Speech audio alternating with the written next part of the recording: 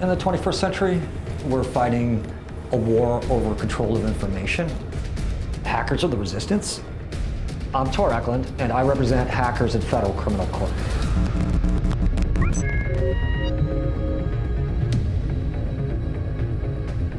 Tor Eklund is a New York-based defense attorney who heads his own law firm, a firm with the nationally recognized computer law, intellectual property, and criminal defense practice.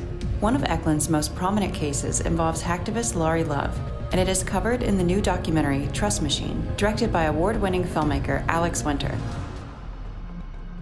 Why'd I take it? Because I thought it was right. I wanted to defend him because I thought that that type of political protest is important. Laurie Love was an international fugitive and British hacker accused of taking part in Operation Last Resort, which ultimately replaced the front page of the U.S. Sentencing Guidelines website with the game of asteroids. For this offense, along with allegedly stealing large amounts of U.S. data, American authorities wanted Love to stand trial in the U.S. for cyber hacking, where, if found guilty, he faced up to 99 years of imprisonment and $9 million in fines.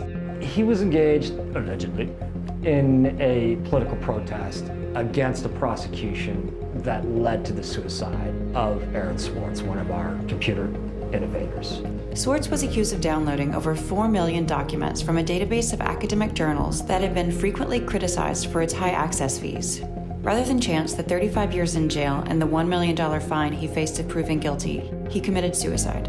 I thought that the Aaron Swartz prosecution was draconian, was misguided, and it led to a young man's death. Fundamentally, if our system is such that it's supposed to be much harder to get a criminal conviction because your liberty's at stake, we need to ask ourselves why we have a computer crime statute that is actually easier to get criminal convictions in than civil convictions in. Because it's happening. Enacted in 1984, the Computer Fraud and Abuse Act, a cybersecurity bill, was written as an amendment to the computer fraud law. It was first used in 1989, 3 years after its creation, to sentence a Cornell graduate to 3 years probation for creating the Morris worm, a virus that would make a computer dysfunctional. The Computer Fraud and Abuse Act prohibits two things primarily: unauthorized access to a computer or unauthorized damage to a computer. The problem with the CFAA and why it's been called the worst law in technology is because it doesn't define what unauthorized access is.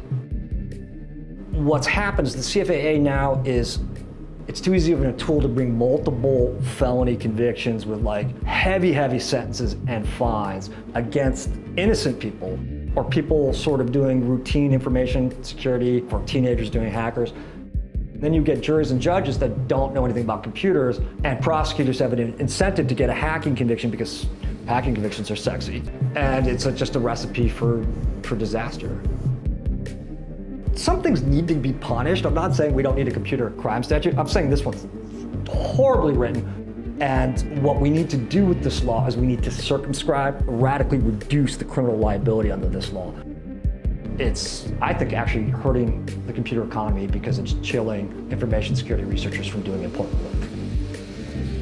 The CFAA was a major player in the prosecution of Laurie Love, and the full story of Eklund's defense is presented and available in the documentary Trust Machine.